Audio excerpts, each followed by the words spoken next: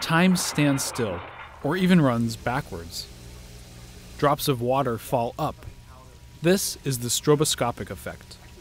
Powerful strobe lights can slow down motion, allowing us to see what is invisible to the naked eye.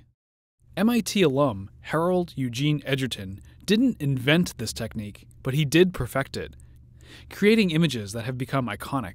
The apple with the bullet just coming out of it. You can see the rifling marks on the bullet is gorgeous. Now, what most people don't know is if you wait about another quarter second, it's applesauce everywhere. So it's a big cleanup afterwards.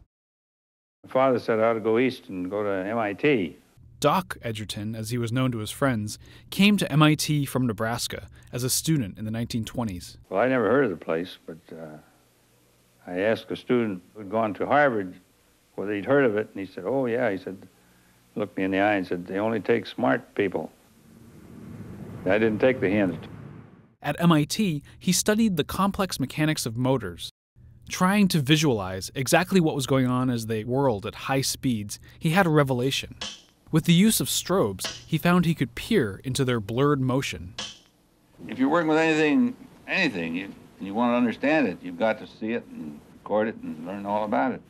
While Edgerton was not the first to discover the phenomenon, he was famously ambitious and used science to take the technique farther than anyone else had, even turning it into art. The story is he turned to his lab partner, a fellow named Charles Stark Draper, and he showed Draper the 300th photo of a synchronous motor. And Draper looked at him and said, Harold, can't you take a picture of something a little more interesting? So Edgerton thought about it, went over across the lab, turned on the faucet for the sink, and set up his strobe and camera and took a picture of the water coming out of the faucet. And it was gorgeous. He was soon taking stroboscopic photos of everything that moved, and preferably if it moved fast. Here we go.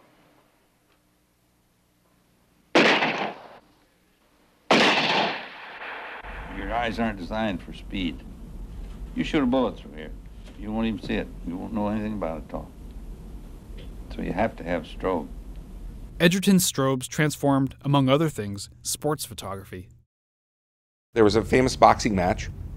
One of the top sports photographers of the time was there with an electronic flash, but the electronics to drive the flash were too big to be carried.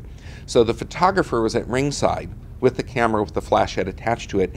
Edgerton was beneath the ring tending to the electronics that allowed the photographer to get a stellar photo. His strobes went everywhere in the following decades. During World War II, they flew in planes that took photos of enemy territory from above. After the war, he captured spectacular images of nuclear tests. He worked closely with Jacques Cousteau, photographing the oceans. He was interested, it seemed, in everything. Every experiment's a success, and the ones that don't work are really more important than the ones that do work, because you can check them off. And I think that's one of the things that students need to learn. Most of the things you do in life are a failure. When you find out what the failures are, and then you don't do it that way next time.